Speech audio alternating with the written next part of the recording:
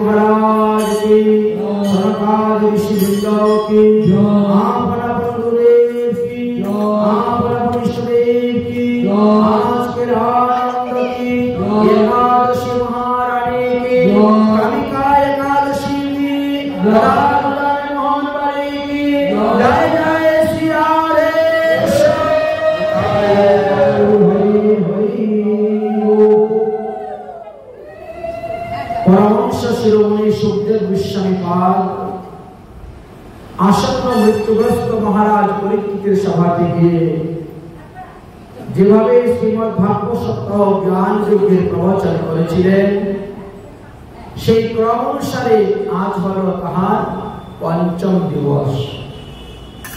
গতকালকে আমরা ভগবান শ্রীকৃষ্ণের আবির্ভাব লীলা এবং নন্দ উৎসব সম্পর্কে যৎকিঞ্চিৎ আস্বাদন করেছিলাম। আজ আমার পরবর্তী বিষয় আমরা আস্বাদন করব। শ্রী শুক উবাচ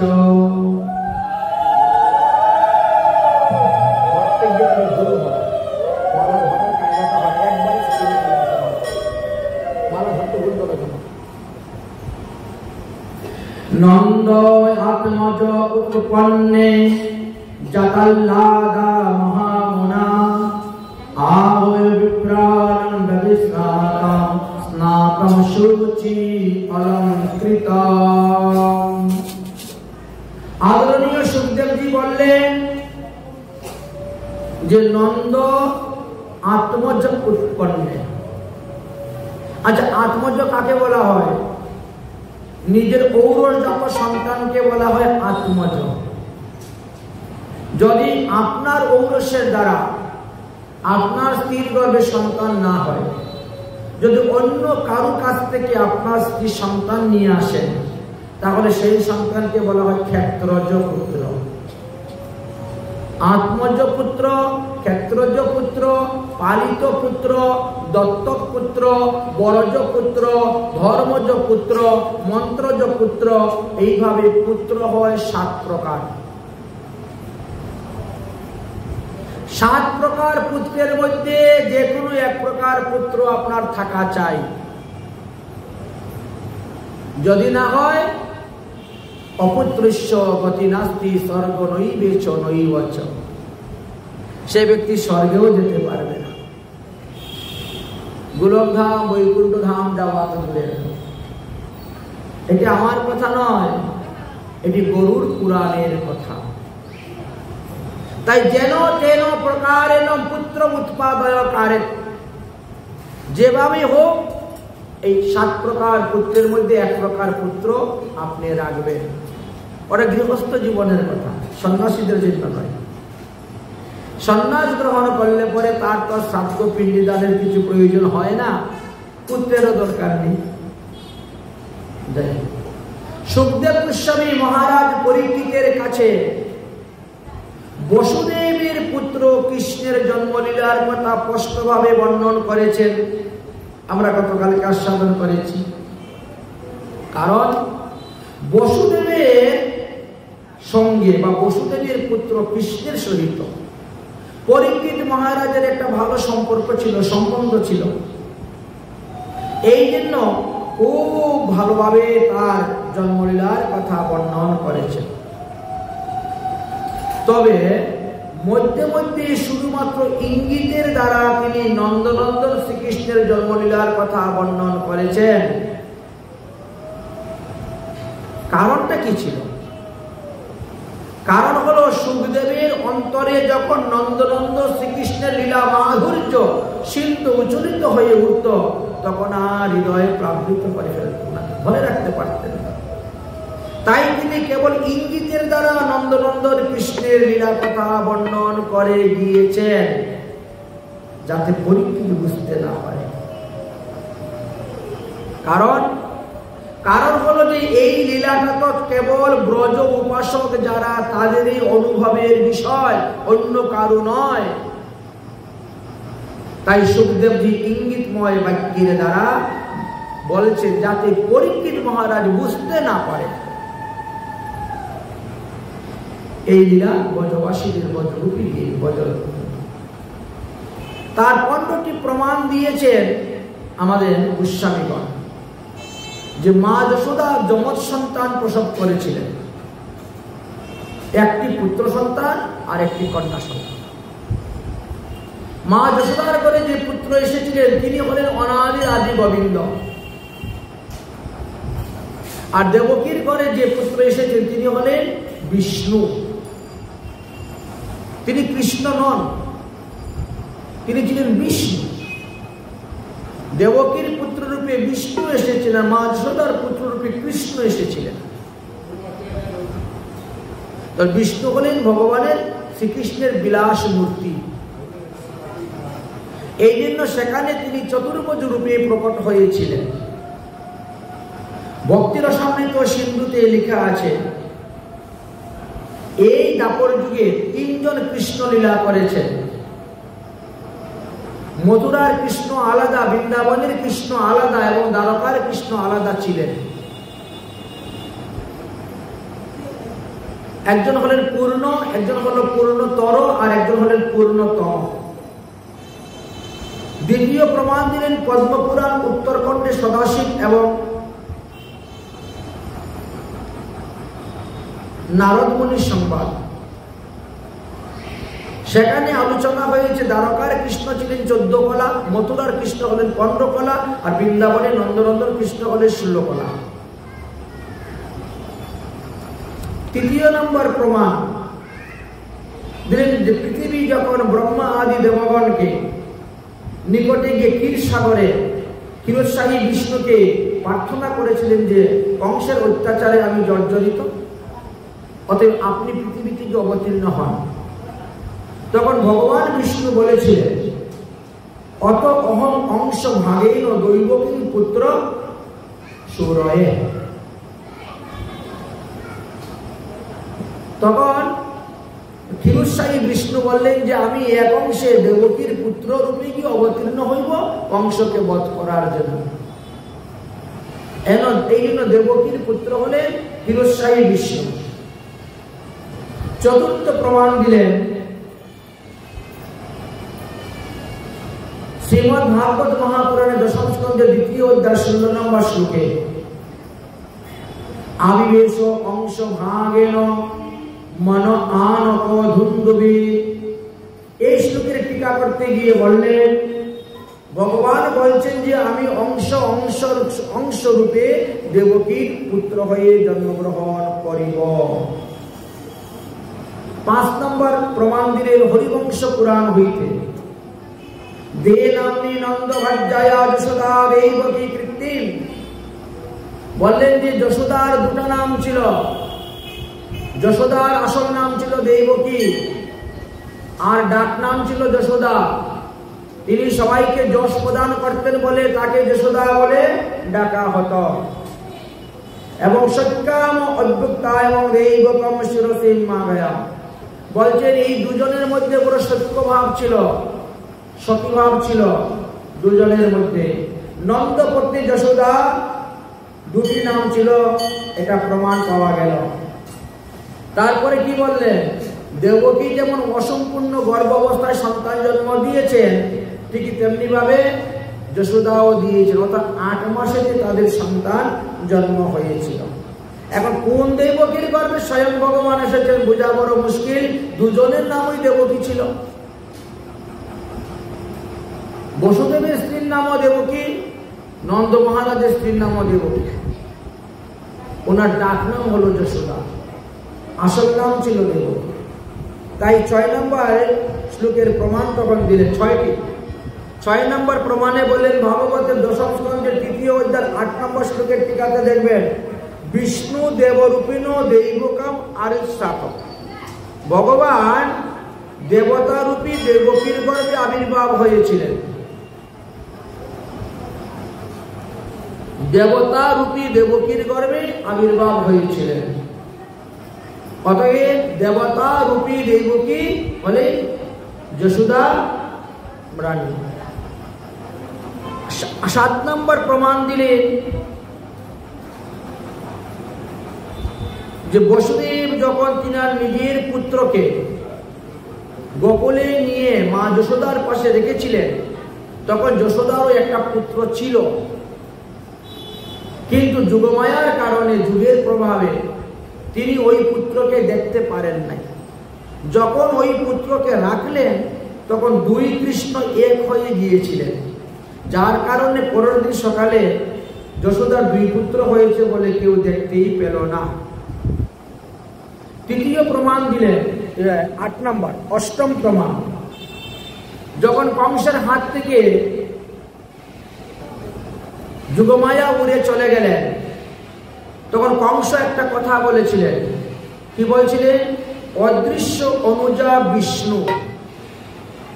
অদৃশ্য অনুজা বিষ্ণু। অনুজা বলতে ছোট বোনকে বলা হয়। এই যুগমায়া বিষ্ণুরই ছোট বোন, অর্থাৎ কৃষ্ণেরই ছোট বোন ছিলেন।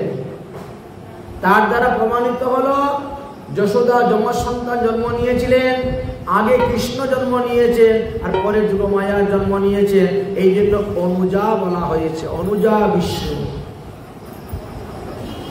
9 নম্বর প্রমাণ দিলেন কৃষ্ণ জামল গ্রন্থ থেকে। সেখানে লেখা আছে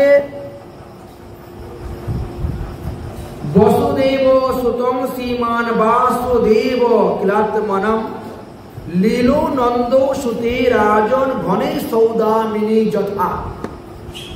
আকাশের থেকে যেমন বিদ্যুৎ উৎপন্ন হয় মেঘে মেঘে ঘর্ষণে, আবার বিদ্যুৎটা সেখানে মিলিত হয়ে যায়, ঘনে সৌদামিনী যথা, ঠিক তেমনি ভাবে নন্দনন্দন এবং যশোদা নন্দন তারা এক হয়ে গিয়েছিলেন। এটা হলো 9 নম্বর প্রমাণ। 10 নম্বর প্রমাণ হলো বৃহৎ বৈষ্ণব তুষণী নামক গ্রন্থ। সেখানে বললেন বসুদেবের গৃহে ভগবান এক অংশে জাত হয়েছেন, আর নন্দ মহারাজের ঘরে পূর্ণ রূপে তিনি অবতীর্ণ হয়েছেন, কোন অংশ নয়। 11 নম্বর প্রমাণ হলো রুদ্র জামল নামক গ্রন্থ। সেখানে বলছেন ভগবান বৃন্দাবনম পরিত্যজ্যং একপাদম ন গচ্ছামি। যদি বৃন্দাবনের কৃষ্ণ বৃন্দাবন ত্যাগ করে এক পাও না যায় কোথায়, তাহলে মথুরায় কে গিয়েছিল কংসকে বধ করার জন্য? দ্বারকায় কে গিয়েছিল রাজত্ব করার জন্য? তার প্রমাণ হলো বৃন্দাবনের কৃষ্ণ বৃন্দাবনে ছিলেন, তিনি অদর্শন ভাবে ছিলেন, কেউ তাকে দেখতে পায় নাই। 13 নম্বর প্রমাণ হলো ভাগবতে বলতে এতে চাংশ কলাপংশ কৃষ্ণস্তু ভগবান স্বয়ং। অতএব যশোদানন্দর কৃষ্ণ হলেন স্বয়ং ভগবান, আর দেবকীনন্দর কৃষ্ণ হলেন অংশাংশ ভগবান। 15 নম্বর প্রমাণ দিলেন ভাগবতের 10ম স্কন্ধের 8ম অধ্যায়ের 14 নম্বর শ্লোক, বসুদেবশ্চ কশ্চিৎ জাতঃ আত্মজ। গর্গাচার্য বলছেন, হে যশোদা, তোমারই পুত্র কোন এক সময়ে বসুদেবের পুত্র রূপে জন্মগ্রহণ করেছিল। এই 15টি প্রমাণ আমাদের গোস্বামীগণ এনেছে। এনে দেখালেন যে নন্দনন্দন কৃষ্ণ হলেন আলাদা, আর যশোদা দেবকী নন্দন কৃষ্ণ হলেন আলাদা।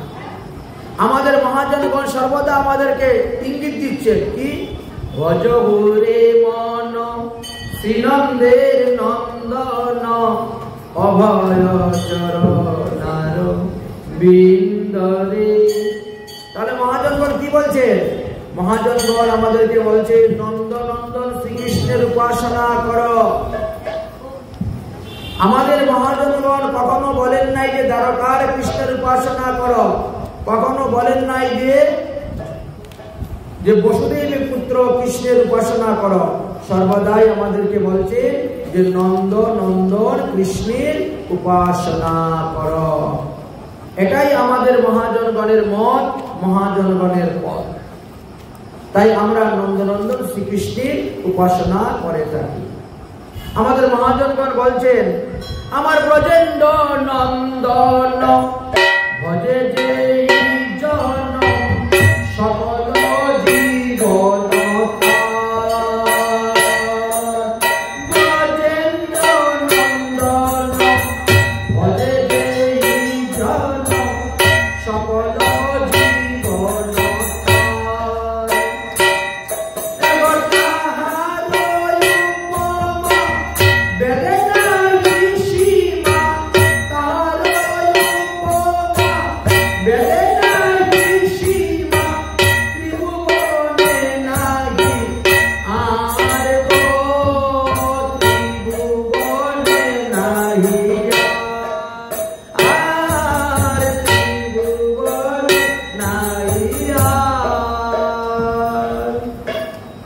তাই ব্রজেন্দ্র নন্দন কৃষ্ণের ভজনের কথা বলে গেছে, নন্দনন্দন কৃষ্ণের ভজনের কথা বলে গিয়েছে, যশোদানন্দন কৃষ্ণের ভজনের কথা বলে গিয়েছে। সর্বত্র প্রমাণ দিবে এই শাস্ত্র, শাস্ত্রে আমাদের এই প্রমাণ আছে। যাই হোক, ভগবান শ্রীকৃষ্ণ অষ্টমীতে অবতীর্ণ হলেন, নবমী গেল, দশমী গেল, একাদশী ব্রত গেল, দ্বাদশী দিন পালন করার পরে নন্দ মহারাজ চিন্তা করলেন, এবার আমি কংস মহারাজকে যে সংবাদ দিব আমার একটি পুত্র সন্তান হয়েছে। সমস্ত ব্রজবাসীগণ একাদশী ব্রত করে সেই একাদশী ব্রতের পুণ্য ফল আমাকে অর্জন করেছিলেন, আর সেই পুণ্যের প্রভাবে আজ আমি 90 বছর বয়সে একটি পুত্র সন্তান লাভ করতে পেরেছি। প্রতি বছরে খাজনাটাও দিয়ে আসতে হবে, তাই খাজনা দেওয়ার জন্য তিনি রওনা হয়েছেন। ধীরে ধীরে মথুরায় উপস্থিত হয়েছেন। ভোজরাজ কংস কি জয় হো, কংস মহারাজ বেরিয়েছেন। আরে নন্দ মহারাজ, কি ব্যাপার যে অসময়ে হঠাৎ আগমন? বলে খাজনা দিতে এসেছি। বলে খাজনা তো আপনার আরো পরে দিলেও হয়, এখনো তো বাকি আছে, তো অ্যাডভান্স খাজনা দিতে আসছেন? বলে না, একসঙ্গে দুটাই কাজ মিটাতে এসেছি।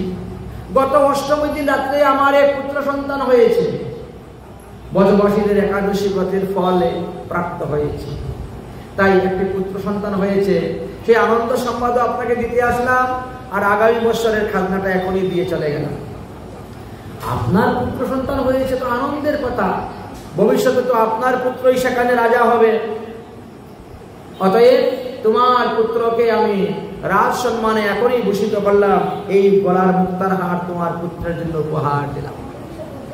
কংস নিজের গলার থেকে খুলে বহুমূল্য দামের মুক্তার হার নন্দ মহারাজকে দিয়েছেন। আপনার পুত্র সন্তান হয়েছে, তাই মথুরা নগরে হবে আনন্দ উৎসব। 3 দিন পর্যন্ত আপনাকে এখানেই থাকতে হবে, নাচ গান অখণ্ড ভান্ডারা চলবে, উৎসব অনুষ্ঠান চলবে।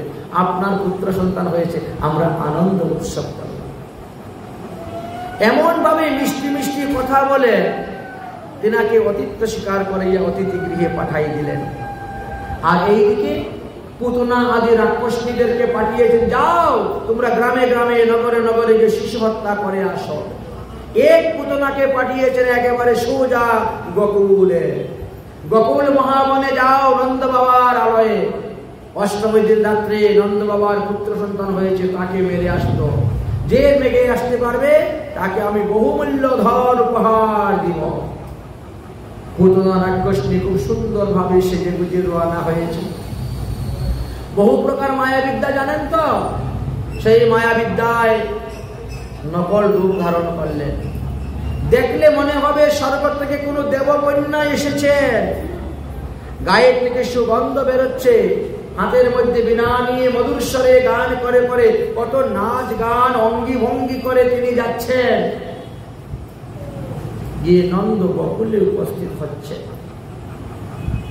নন্দ এদিকে বসুদেব গুপ্তচরের দ্বারা জানতে পারলেন যে নন্দ মহারাজ তিনি মথুরাতে এসে বসে আছেন, আনন্দ উৎসব করছেন।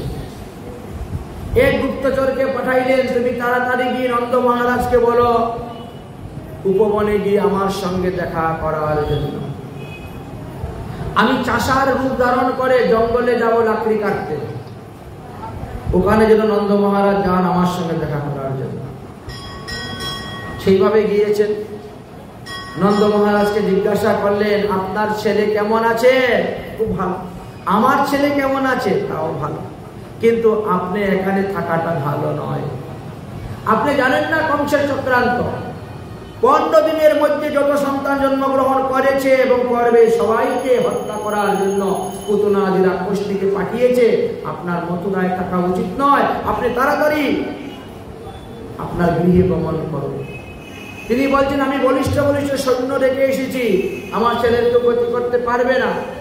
মহারাজ, রাক্ষসীদের মায়াবিদ্যার কাছে দেহের বল কোনো কাজ করবে না। তারা এমনই 56 প্রকার মায়াবিদ্যা জানে। অতএব আপনি কাল বিলম্ব করবেন না, এখনই চলে যান। এই বলে বসুদেব চলে গিয়েছে।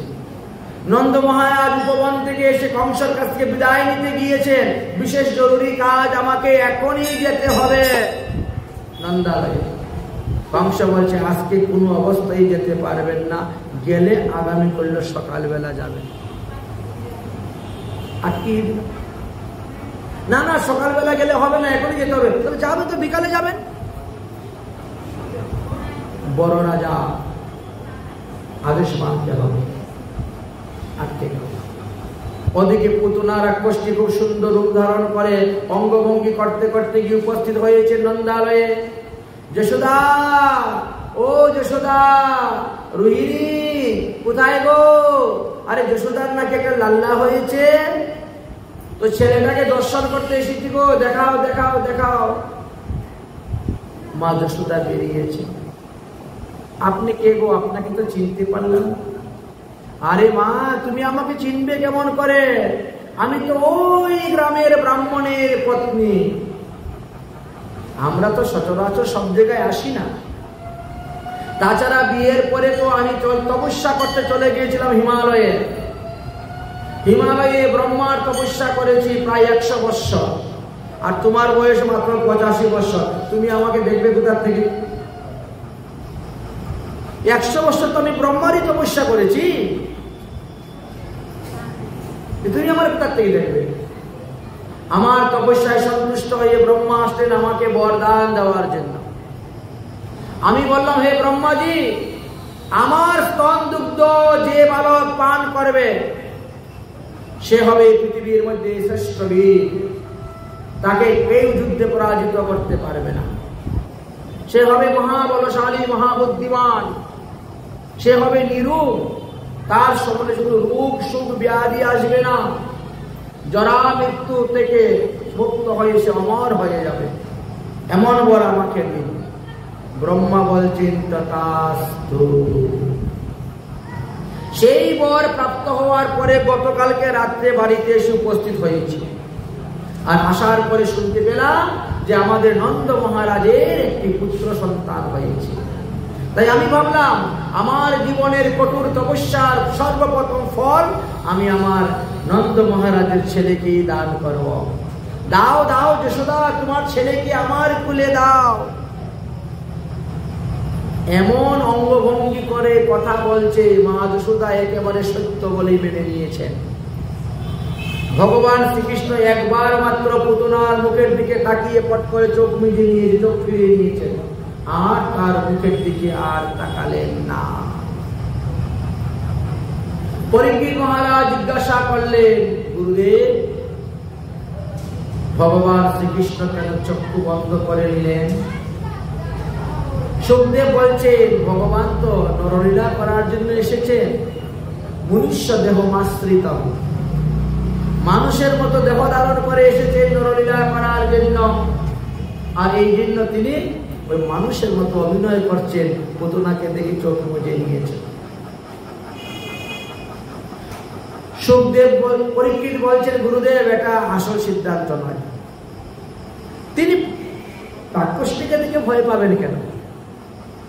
তিনি তো কালেরও মহাকাল, তাকে দেখে কাল পর্যন্ত ভয় পায়।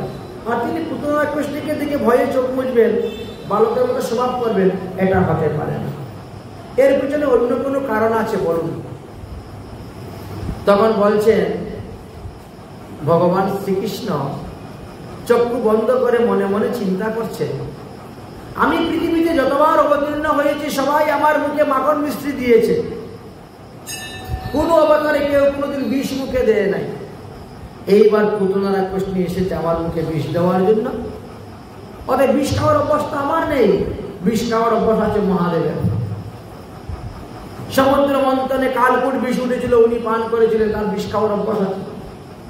এই জন্য কৃষ্ণ চক্ষু বন্ধ করে মনে মনে ধ্যান করছেন, মহাদেব তুমি এখন এসে আমার দেহের মধ্যে প্রকট হও, আর পুতনার বিষটা তুমি পান করে নাও। এই জন্য ধ্যান করছিলেন চোখ বন্ধ করে। পরীক্ষিত বলছেন, এটা সুসিদ্ধান্ত হতে পারে না। ভগবান শ্রীকৃষ্ণের গুণ অবতার হলেন মহাদেব। তো মহাদেব থেকে কিন্তু শতগুণ শ্রেষ্ঠ শ্রীকৃষ্ণ, শতগুণ শক্তি বেশি, তিনি তো বিষকে অমৃত করতে পারেন, তিনি আবার মহাদেবের ধ্যান করবেন কেন, তপস্যা করবেন কেন? এটা সুসিদ্ধান্ত নয়। অতএব আপনি সুসিদ্ধান্তের কথা আমাকে বলুন। সুখদেবও জানেন যে এগুলো সুসিদ্ধান্ত নয়, কিন্তু একটু পরীক্ষা করলেন শ্রোতাকে। আর পরীক্ষিত শ্রোতার মতন শ্রোতা, সাধারণ ব্যক্তি নয়, যেমন তেমন কথা তার কাছে লিখবে না। তাই তিনি বলছেন, গুরুদেব এটাও সুসিদ্ধান্ত নয়, আপনি সুসিদ্ধান্তের কথা বলেন। তখন বললেন যে এই পুতনা পূর্বজন্মে বলি রাজার কন্যা ছিলেন, বামন অবতার দর্শন করে তিনি স্তন দুগ্ধ পান করাইতে চেয়েছে, বিষ পান করাইতে চেয়েছে। ভগবান চিন্তা করলেন পুতনার মুখের দিকে তাকিয়ে যদি আমি তার স্তন দুগ্ধ পান করি, তার উপরে আমার মাতৃভাব চলে আসবে, আর তারপরে যদি আমি তাকে সংহার করি তাহলে আমার মাতৃহত্যা পাপ লেগে যাবে। এই জন্য ভগবান চক্ষু বন্ধ করে দিয়েছে। এহ হয়, এবার ঠিক আছে, এটা মানা যায়। অতএব বিষ্ণু তখন কৃষ্ণের শরীরে, এই নন্দনন্দন শ্রীকৃষ্ণের শরীরে তখন কে ছিলেন? দেবকী নন্দন বিষ্ণু ছিলেন তখন কৃষ্ণের শরীরে। বিষ্ণুর দ্বারা কৃষ্ণ করেন অসুর সংহারে। কৃষ্ণ অসুর সংহার করার জন্য আসেন নাই, বিষ্ণু এসেছেন অসুরকে সংহার করার জন্য, আর কৃষ্ণ এসেছেন রাধা রানীর প্রেম মাধুর্য আস্বাদন করার জন্য। তাই কৃষ্ণ বলছেন, বিষ্ণু এবার তোমার কাজ পুতনাকে মারা। পুতনাকে মারা আমার কাজ নয়, তুমি তো আমার শরীরে আছো, তুমি পুতনাকে মারা। ভগবান শ্রীকৃষ্ণকে নির্দিত দেখে পুতনা রাক্ষসী তার কুলের মধ্যে নিয়ে গেলেন, আর শ্রীকৃষ্ণের মুখের মধ্যে স্তন দুগ্ধ দিয়ে দিলেন। ভগবান বড় অভিনয় করতে পারেন।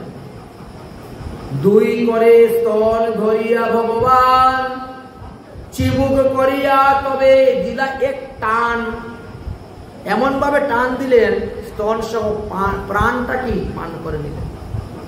আমাদের দেহের মধ্যে 5টা প্রাণ আছে, প্রাণ, অপান, সমান, ব্যান, উদান। এই 5টা প্রাণের নাম। পঞ্চপ্রাণী এক টানে নিয়ে নিয়েছেন। প্রাণ সহ স্তন তার পীরেন শ্রীহরি, ছাড় ছাড় ছাড় ছাড় বলে নিশাচরী। ভগবান তো তখন 6 দিনের শিশু, কথা তো বলতে পারেন না, তো মনে মনে বলছেন, ওরে পুতনা তুই জানিস না, আমি যাকে একবার ধরি তারে এত সহজে ছাড়ি না। সুখদেব গোস্বামী পাদ বলছেন, পুতনা তখন চিৎকার করছে, সামুঞ্চ সামুঞ্চ ইতি প্রভাসিনী, ওরে গোপাল ছেড়ে দে, ওরে গোপাল ছেড়ে দে, আমি তোর মা নয়, আমি তোর মা নয়, ছেড়ে দে। কিন্তু গোপাল তো ধরার মতন ধরছে, ছাড়ে নাই। তখন তার আসল রূপটা প্রকট হয়ে গেল, বিকট আকার রূপ ধারণ করে দৌড়তে শুরু করলো। দৌড়তে দৌড়তে গিয়ে পড়ে গেল, আর পরে সে মারা গেল। বড় বড় লম্বা লম্বা নিশানি মই এনে পুতনা রাক্ষসীর বুকের মধ্যে উঠলেন, আর সেখান থেকে কৃষ্ণকে নিয়ে আসলেন।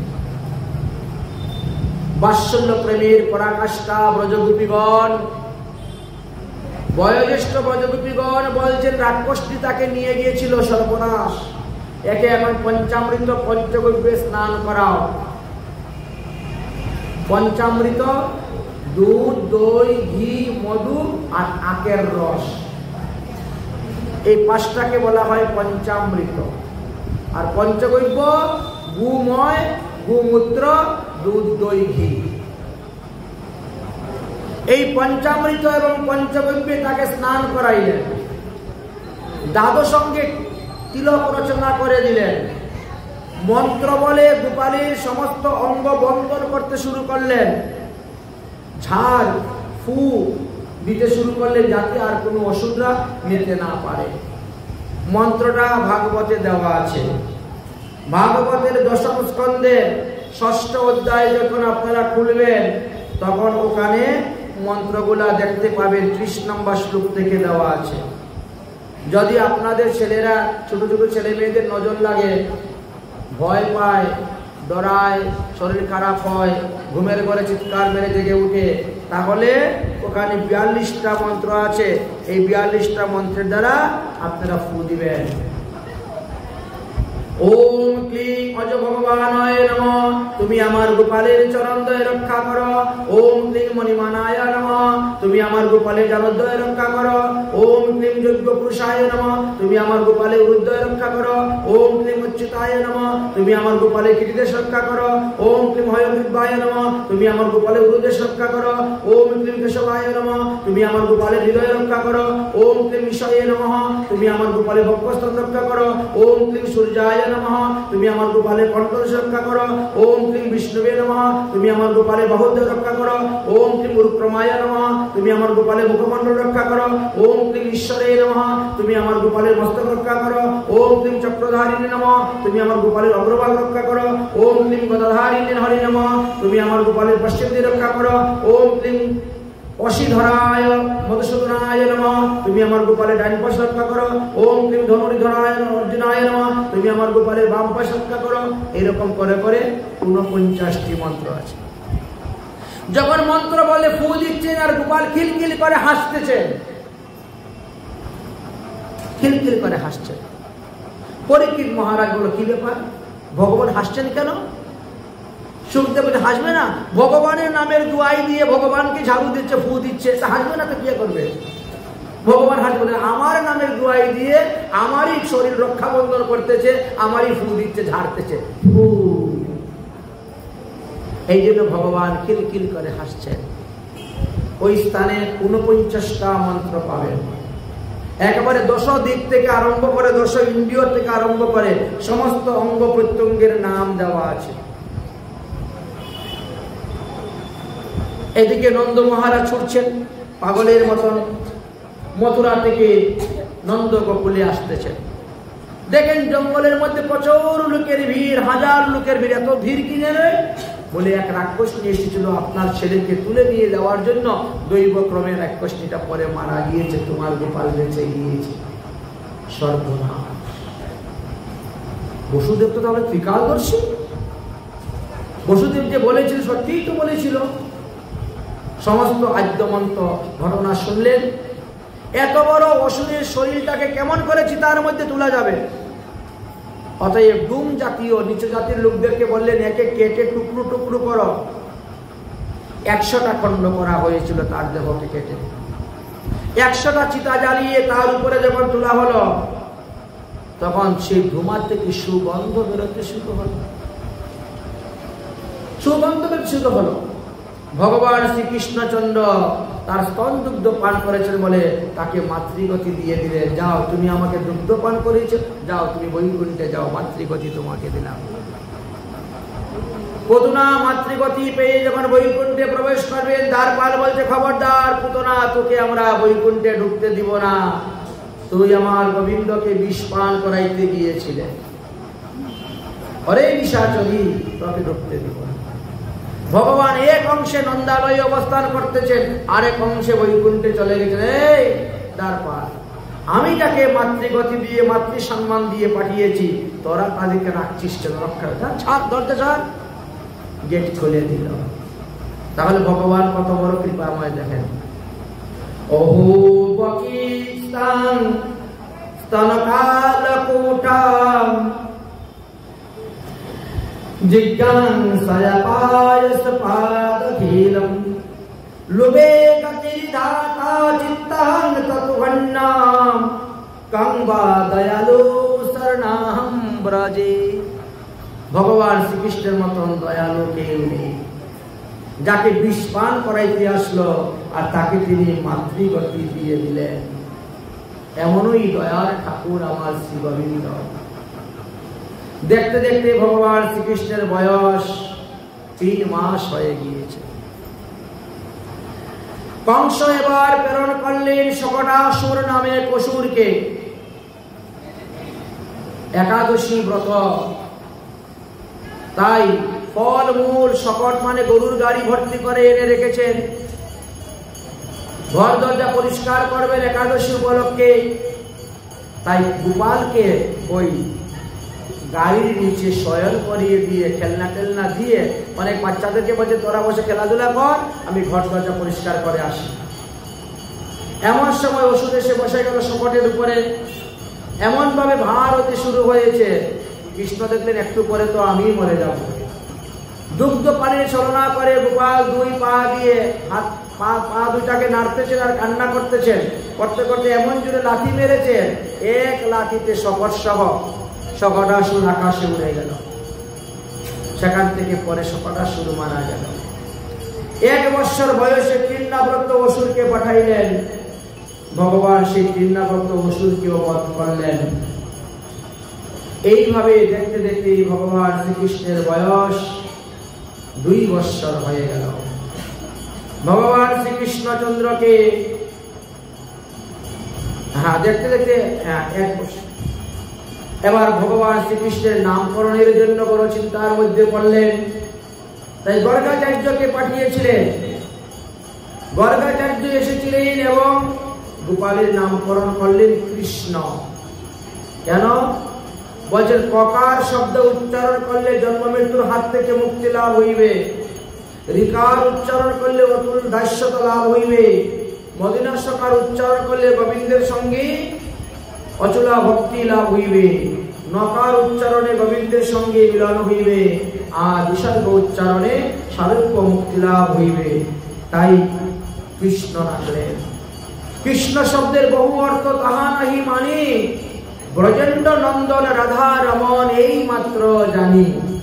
তাই ভগবান রাধা রমন নাম করল। রাধা রমন নাম হয়েছে।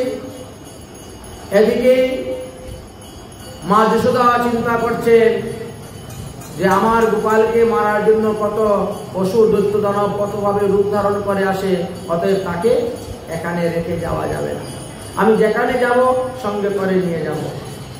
তাই তিনি যমুনায় স্নান করতে গেলেন, তাও সঙ্গে করে নিয়ে গেলেন।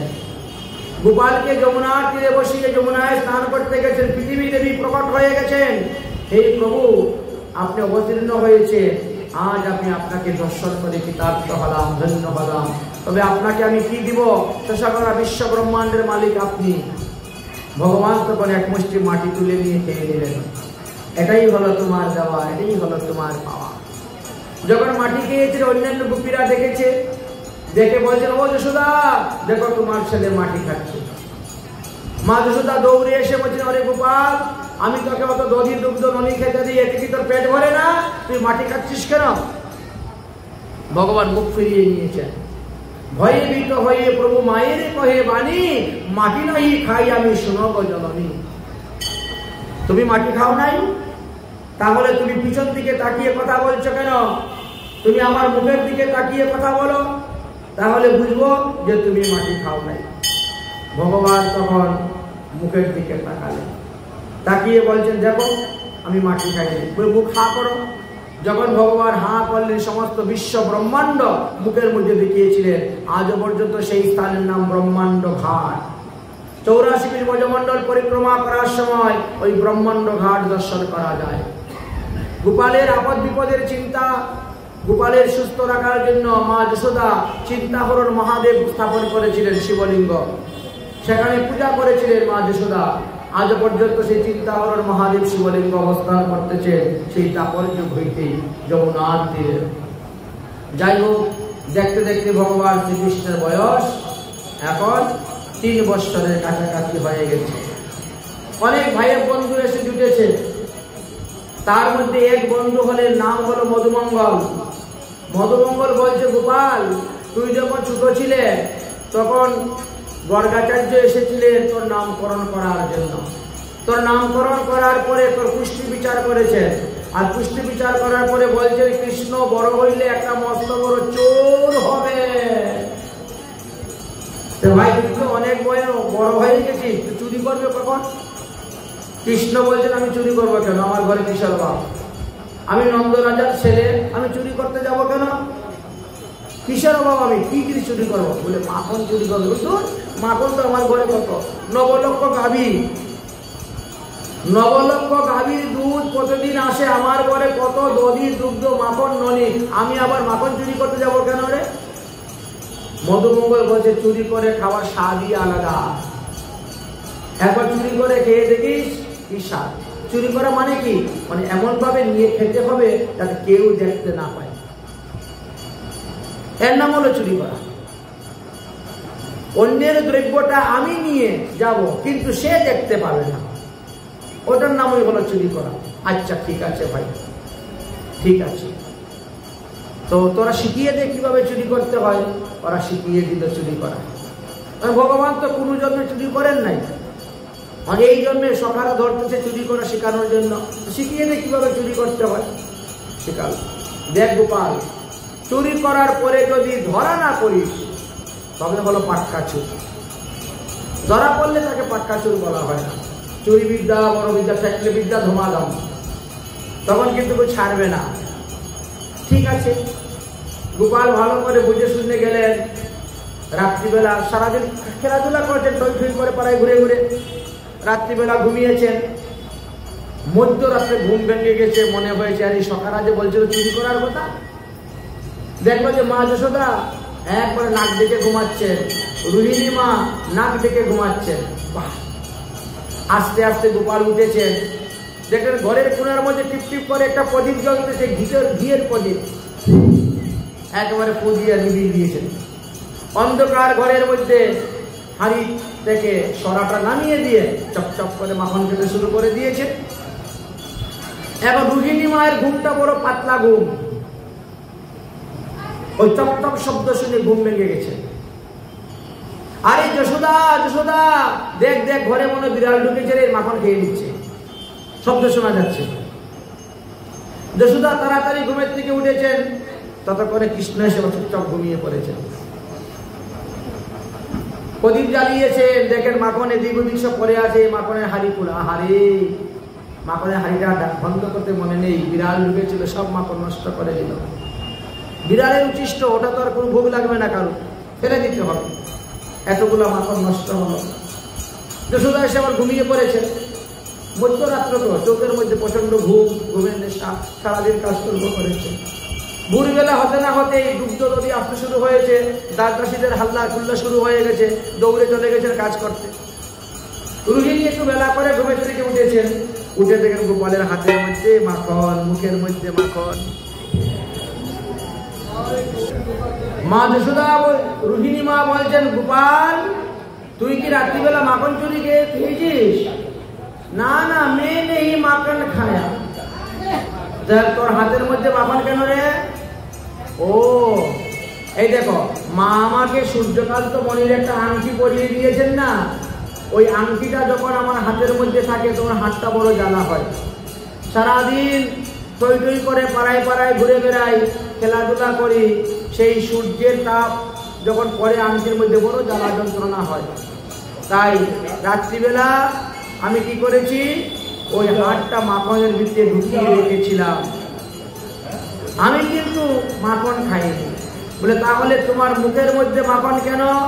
বলছেন আমি যখন ঘুমিয়েছি কতগুলা ক্ষুদ্র ক্ষুদ্র পিপিলিকা এসে আমার মুখের মধ্যে ঘোরাঘুরি করতে শুরু করেছে, আর পিপিলিকাকে সরাতে গিয়ে যখন হাত বসিয়েছি তখন হাতের মাখন মুখে লেগে গেছে, আমি কিন্তু মাখন খাইনি।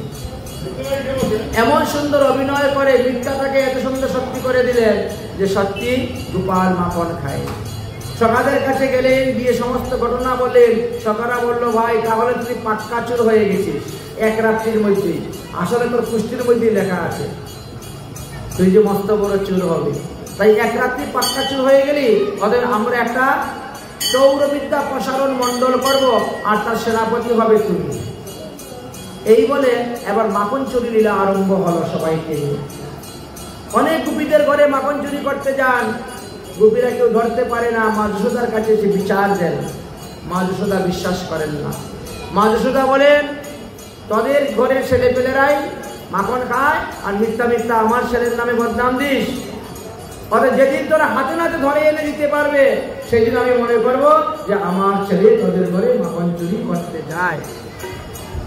এখন সমস্ত গোপীরা বসে একটা সমিতি করলেন, একটা বিরাট বড় সভা করে বসলেন যে গোপালকে যে হাতে নাতে ধরে দিতে পারবে মা যশোদার কাছে তাকে আমরা মহিলা সমিতি সভাপতি বানাবো।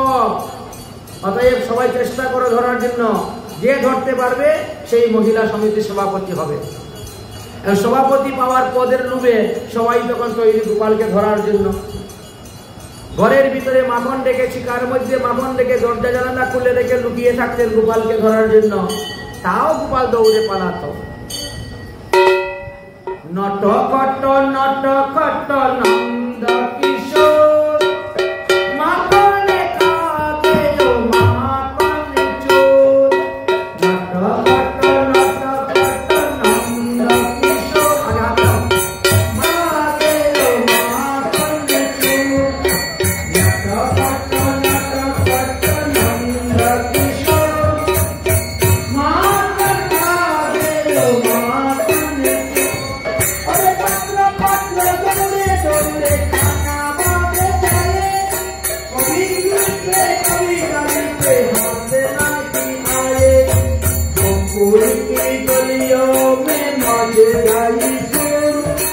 गोकुल की गलियों में मच गई चोर, माखन खागे माखन चोर।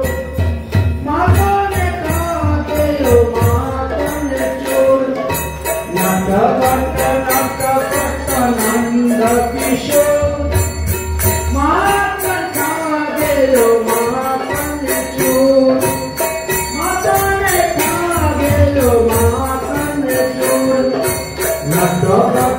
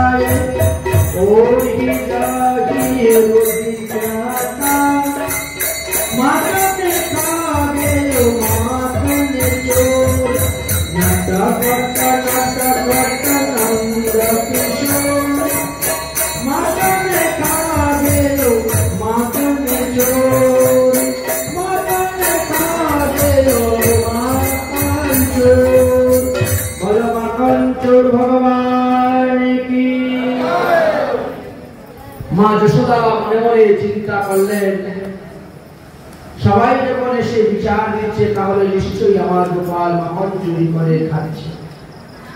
কিন্তু আমার গোপাল কেন মাখন চুরি করে খাবে? আমার ঘরে এত মাখন থাকতে মনে হয় আমার ঘরের মাখন সুস্বাদু।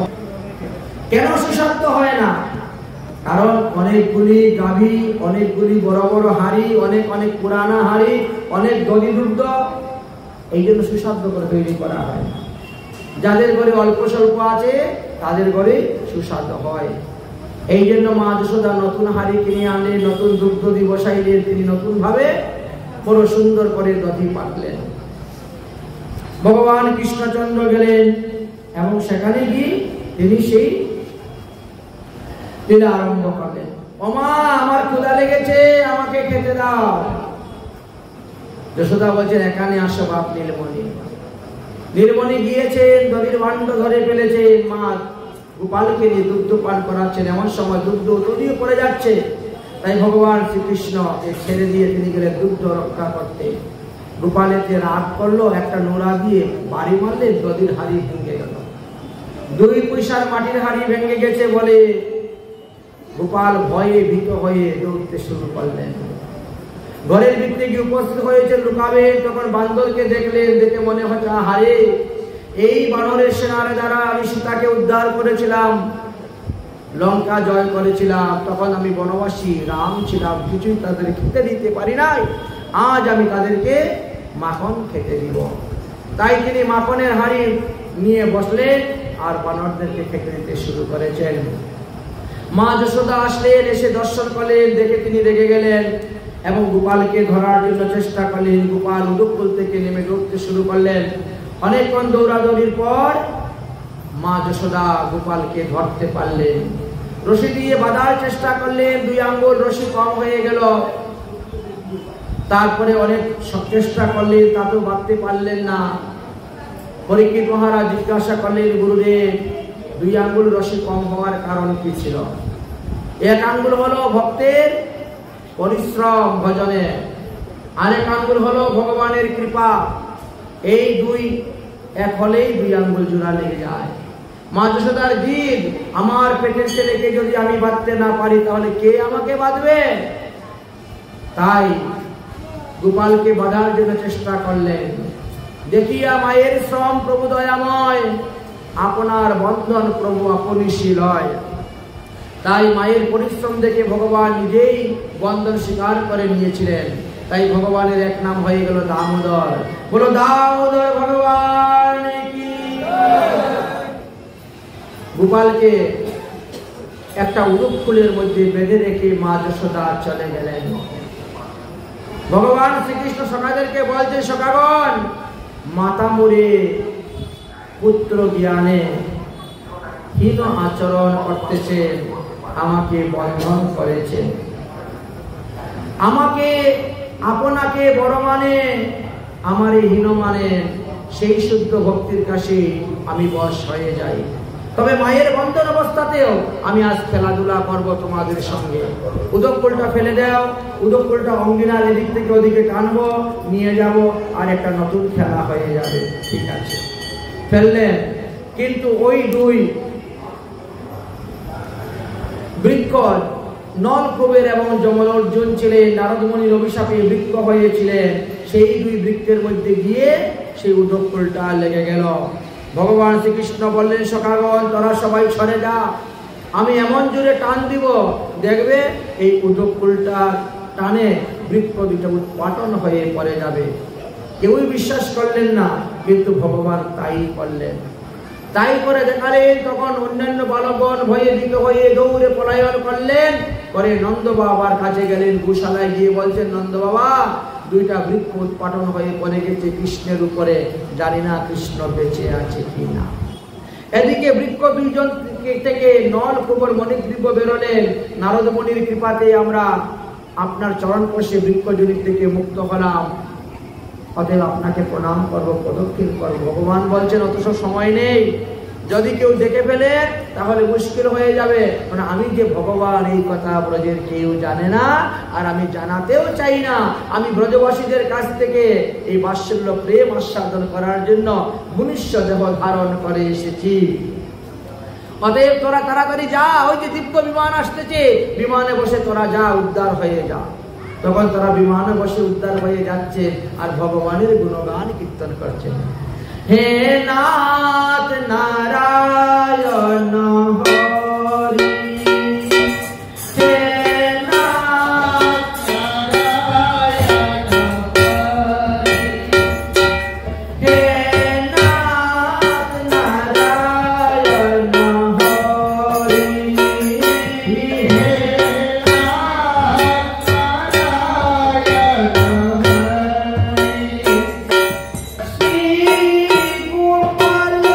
হরি।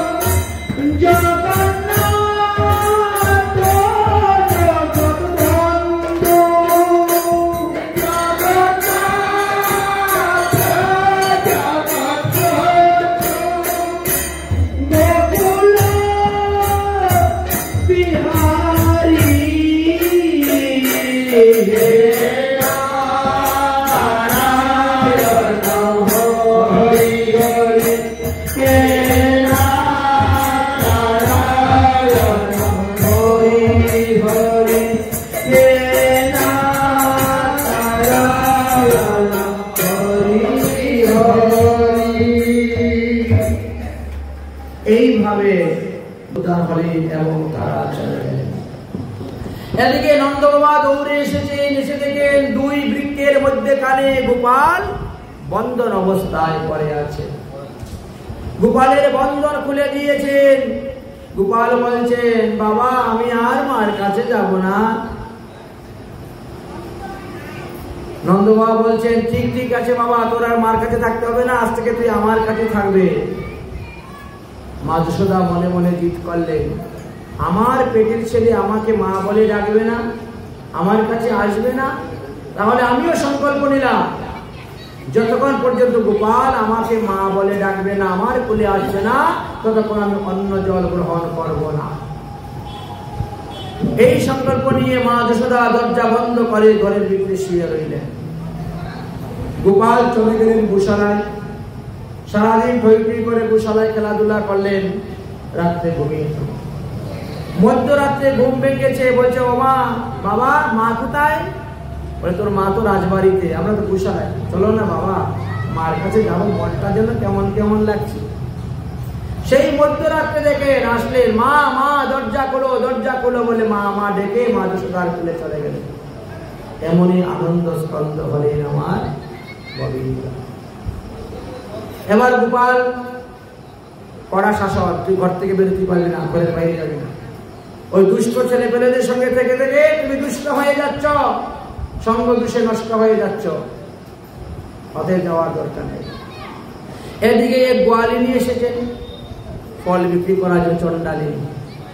ফল লইয়া আইল, ফল পশারি বিক্রয়িনী, ফল কিন বলিয়া ডাকে উচ্চ করি, ফল নিবে গো, ফল নিবে গো, ফল নিবে গো। ভগবান দৌড়ে গিয়েছেন, দৌড়ে গিয়ে বলছেন, দাও দাও দাও, আমাকে ফল দাও, আমাকে ফল দাও, আমাকে ফল দাও বলে দিয়েছেন।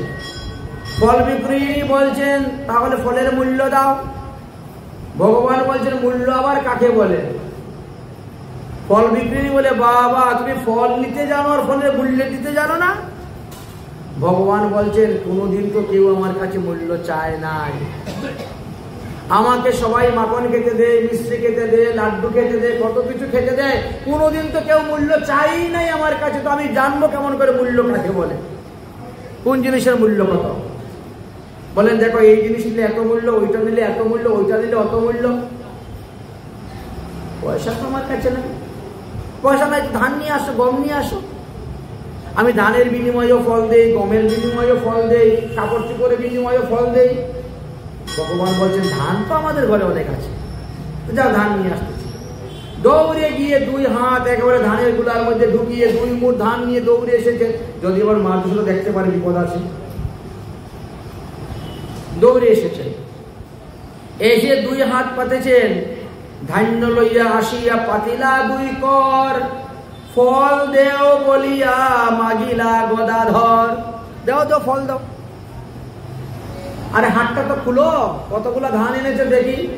যখন হাত খুললো তখন দেখে 2 হাতের কোনার মধ্যে, আঙ্গুলের টিপার মধ্যে 2 ধান পড়ে যাবে। ধান, আরে ধান্য চ্যুত তব করদ্বয়ম, তোমার 2 হাতে ধান তো সব পড়ে গেছে, 2টা ধান দিয়ে কি আর ফল দেওয়া যায়? দেওয়া যাবে না, আরো ধান নিয়ে আসো। আমি আর আনতে পারবো না, যদি মা দেখে পেলে আবার আমাকে বেঁধে রাখবে। তোমাদের সঙ্গে ফেলতে দিব না। ওকে দিয়ে দেও না 2 টাকা। না দেবো না, তবে দিতে পারি একটা শর্ত, তুমি যদি আমাকে মা বলে ডাকো আমার কুলে বসো। গোপাল বলেন তাই হবে। তাই তিনি মা মা বলে ডাকলেন আর কুলে বসে গেলেন। কুলে বসে গেলেন, ফলরূপী দিকে কৃপা করলেন। এদিকে পরীক্ষিত মহারাজ জিজ্ঞাসা করছেন, এই নন্দ এবং যশোদা তারা পূর্বজন্মে কে ছিল, কোন পুণ্যের ফলে তারা কৃষ্ণকে পেল, লালন পালন করলো, দুগ্ধাদি পান করালো? তখন বলে এরা ছিল ধরা আর দ্রুণ। ধরা, সতী এবং দ্রুণ ছিলেন। বহু জন্ম তপস্যা করে সিদ্ধি লাভ করে তারা এই ভগবানকে পুত্ররূপে পেয়েছেন। এত সহজ নয়। যাই হোক, এবার দেবর্ষী নারদ আসলেন ভগবানকে দর্শন করার। ভগবানকে দর্শন করে কৃতার্থ হয়ে তিনি রাধারানীকে দর্শন করার জন্য যাচ্ছেন রাবেলে। বলো আনন্দ। বৃন্দাবনের অধিষ্ঠাত্রী বৃন্দা দেবী প্রকট হয়ে বলছে, নারদমণি এত আনন্দের সহিত কোথায় যাচ্ছ? বলে যুগল রূপ দর্শন করতে যাচ্ছে। বৃন্দা দেবী বলছেন, যুগল রূপ তো এখন দর্শন নাই, সেই রাসলীলার সময় যুগল রূপ হবে। রাসের আগে তো রাধা কৃষ্ণের দেহ মিলন হয় নাই, তুমি কোথা থেকে যুগল রূপ এখন দর্শন করবে? এখন ভগবান শ্রীকৃষ্ণ বয়স মাত্র 3 বছর। বলে কেন? গোকুলে গিয়ে নন্দালয়ে গিয়ে কৃষ্ণকে দর্শন করে এসেছি, আর রাবেলে গিয়ে রাধারানীকে দর্শন করব, হয়ে গেল যুগল রূপ দর্শন। বলে ওভাবে 2 জায়গায় দেখলে যুগল রূপ হয় না। যুগল রূপ তাকেই বলে এক আসনে যদি দুজনকে দেখা যায়, এক সিংহাসনে, তবে হলো যুগল রূপ দর্শন, না হলে যুগল দর্শন বলা হয় না। ঠিক আছে। তাই দেবর্ষী নারদ গিয়ে উপস্থিত হয়েছেন রাবেলে। উপস্থিত হয়েছেন কীর্তিদা মাইয়া খুব আনন্দের সহিত বেরিয়েছেন। দেবর্ষী নারদকে আসন দিয়েছেন বসার। অনেক কিছু বললেন। বললেন, দেবর্ষী নারদ দেখো আমার মেয়েটা দেখতে শুনতে কত সুন্দর, কিন্তু জন্ম অন্ধ। জন্ম অন্ধ, অতএব এই অন্ধ মেয়েকে কে বিয়ে করবে বলো তো? কার কাছে বিয়ে দিব? আর তোমরা সাধু সন্ত মহাত্মারা তো অনেক কিছু জানো, অনেক ঝাড় ফু জানো, কবস্তাবিদ জানো, এটা দেখো না আমার মেয়ের চোখটাকে ভালো করতে পারো কিনা। দেবর্ষী নারদ বললেন, তোমার মেয়ের চোখ ভালো হয়ে যাবে, একটা বৈষ্ণব সেবা দিতে হবে বড় করে। বৈষ্ণব সেবা দিতে হবে, আর সেই বৈষ্ণব সেবাতে নন্দ বাবা, মা যশোদা, কৃষ্ণ বলরামের নিমন্ত্রণ চাই। ঠিক আছে, নিমন্ত্রণ দেওয়া হলো। মা যশোদা গোপালকে কোলে করে নিয়ে আসলেন রাবেল গ্রামে। আস্তে আস্তে গোপাল রাস্তার মধ্যে শুয়ে পড়েছে। কীর্তিদা দৌড়ে গিয়েছেন, গিয়ে আলিঙ্গন করলেন, আরে আমার ছেলেটা শুয়ে আছে। বলে আমার মেয়ের পাশে ঘুম পাতিয়ে দাও, এত বড় পালঙ্ক। রাধারানীর পালঙ্কের মধ্যে কৃষ্ণকে ঘুম পাতিয়ে দিয়েছেন। ভগবান শ্রীকৃষ্ণ পাশ পরিবর্তন করতে গিয়ে রাধারানীর উপরে হাত দিয়েছেন। রাধারানী চমকে উঠেছেন, আরে এত আমার গোবিন্দের হাত। তাহলে গোবিন্দ আমার কাছে চলে এসেছেন, আর অন্ধের অভিনয় করার আমার দরকার নেই। আমার মনে প্রতিজ্ঞা ছিল যে আমি পৃথিবীতে যাওয়ার পরে গোবিন্দের মুখ ছাড়া অন্য কোনো পুরুষের মুখ দেখব না। তাই গোবিন্দ আমার কাছে এসে গেছেন, আর এই জন্য তিনি গোবিন্দের মুখ দর্শন করে নিলেন। এই রাধা কৃষ্ণের মিলন দর্শন করে নারদমণি কৃতার্থ হয়ে চলে গেলেন। তার কিছুদিন পরেই ভগবান শ্রীকৃষ্ণকে এখানে রাখাটা উচিত হবে না বলে সবাই চিন্তা করলেন। একের পরে অসুর আসে। এই জন্য নন্দ গোকুল ত্যাগ করে চলে গেলেন বৃন্দাবনে। বৃন্দাবনে কিছুদিন বাস করলেন। আর একদিন ভগবান শ্রীকৃষ্ণচন্দ্র নন্দ বাবার গলা ধরে বলছেন, বাবা আমি গোচারণে যাব। নন্দ বাবা বলছেন, এখন তোমার গোচারণের বয়স হয় নাই, যখন বয়স হবে তখন পাঠাবো। কিন্তু বালহট বাধ্যতামূলক নিয়ে গেলেন। ভান্ডির বনে গিয়েছিলেন গোচারণ করতে। সেই সময় এক ঝড় বৃষ্টি এসে উপস্থিত হয়ে গেল। মেঘের গর্জন ডাক শুরু হয়ে গেল, বজ্রপাত হতে শুরু হলো। সমস্ত গাড়িগণ লেজ তুলে দিয়ে দৌড়তে শুরু করেছে। এখন তিনি গোপালকে সামলাবেন না গরু সামলাবেন। আর গোপাল বজ্রপাতের ভয়ে বাবার গলা জড়িয়ে ধরতেছে, কাঁদতেছে, কান্না করতেছে। রাধারানী পুষ্প চয়ন করতে এসেছিলেন। ঝড় বৃষ্টি থেকে তিনি দৌড়ে চলে যাচ্ছেন রাবেলের দিকে। নন্দ মহারাজের দৃষ্টি পড়ল, আরে ও বিষবানু নন্দিনী, ওরে মা, রাধে এইদিকে আয় মা, এইদিকে আয়, আমার গোপালটাকে একটু তুই দেখ, আমি গরুগুলাকে সামলাতে যাই।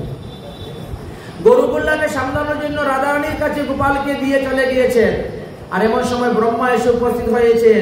ব্রহ্মা এসে বলছেন, প্রভু আর মাত্র 2 বৎসর বাকি, আর 2 বৎসর পরেই রাধারানীর বিয়ে হয়ে যাবে আয়ন ঘোষের সঙ্গে।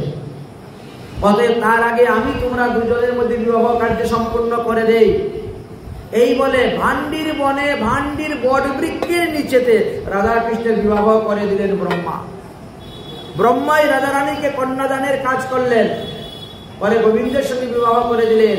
আজও পর্যন্ত সেই বৃক্ষ অবস্থান করতেছে সাক্ষী রূপে। সেই দিন থেকে রাধারানীর মনে গোবিন্দ বসে গেলেন।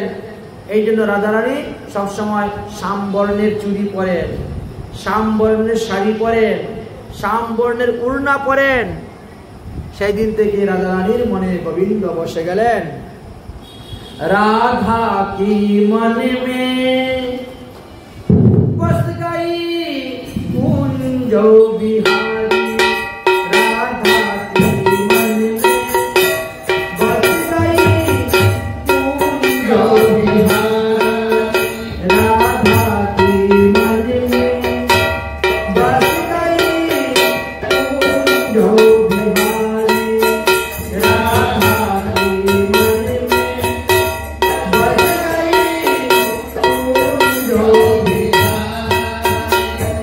श्याम राम रंगिया राधा, श्याम राम रंगिया राधा, फूल दिया फूल बोल सारी सारी, राधा की मन में बस गई कुंज बिहारी, राधा की मन में बस गई कुंज बिहारी। श्याम नाम की चूड़िया पूरे, श्याम नाम की चूड़िया, अंग में श्याम समाये, मिल गई सारी दुनिया, मिल गई सारी दुनिया। कानन कुंडल गले पैजंती, कानन कुंडल गले पैजंती, माला लागे प्यारी प्यारी, राधा की मन में बस गई कुंज बिहारी, राधा की मन में बस गई कुंज बिहारी, राधा की मन में बस गई कुंज बिहारी। बोलो कुंज बिहारी भगवान की, राधा रमन भगवान की जय। जय श्री राधे श्याम। কিছুদিন বৃন্দাবনে বাস করার পরে চিন্তা করেন, বৃন্দাবন তো মথুরার নিকটেই, এখানে থাকা উচিত নয়, কংস আর ভয়ঙ্কর অসুর পাঠাতে পারে। তাই সেখান থেকে গেলেন চটিগড়া। চটিগড়া থেকে গেলেন মানসী গঙ্গার তীরে, সেখান থেকে নন্দালয়ে গিয়ে উপস্থিত হলেন, অর্থাৎ নন্দগ্রামে। নন্দগ্রামে যখন গেলেন তখন ভগবান শ্রীকৃষ্ণের বয়স 3 বৎসর 2 মাস 20 দিন। তাই নন্দালয়ে গিয়েছেন, আজ পর্যন্ত তিনি নন্দালয়ে অবস্থান করতেছেন, তাই নন্দগোকুল নামে পরিচিত। ভগবান শ্রীকৃষ্ণচন্দ্র চিন্তা করলেন, এবার আমার গোচারণ লীলায় যেতে হবে। তাই গোচারণ লীলায় যাওয়ার জন্য তিনি মায়ের কাছে, বাবার কাছে বারবার অনুরোধ করতে শুরু করলেন। মা এবং বাবা সবাই মিলে তখন শাণ্ডুল্য মুনিকে গিয়ে বললেন, আমার ছেলে গোচারণ করতে যাবে, তার জন্য একটা ভালো দিন দেখে দিন। ভালো দিন দেখতে গিয়ে বিচার করে দেখা গেল যে